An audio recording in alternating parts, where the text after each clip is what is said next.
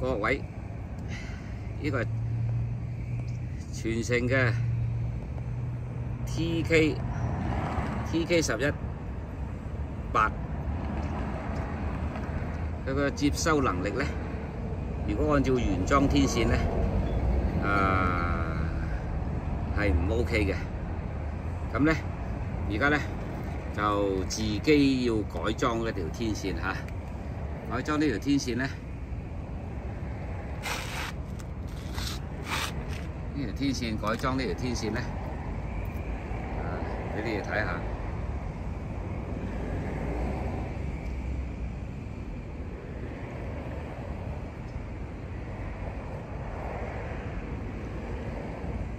好，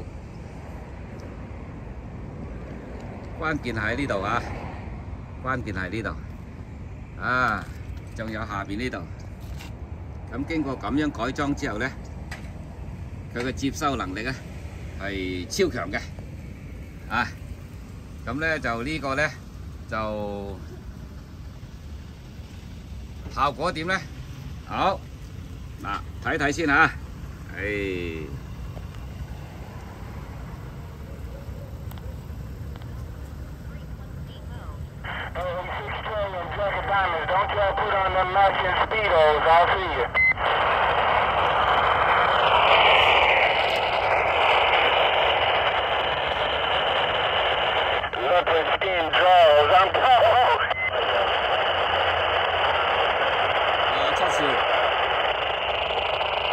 兆嘅接收能力啊！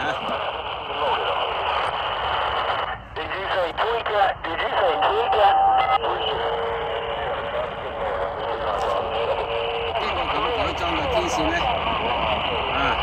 個接收能力就去到幾多啊？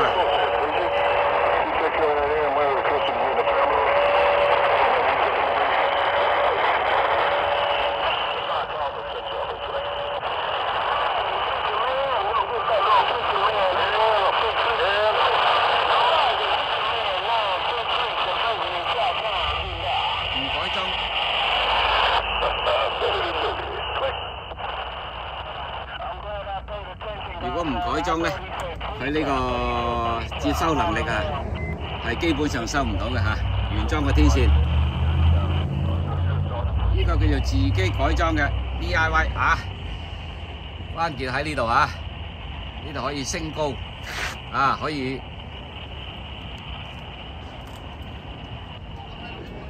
呢度可以升高啊，可以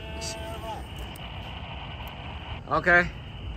咁咧就經過咁樣改裝之後咧，呢個接收能力咧就係超強啦。OK，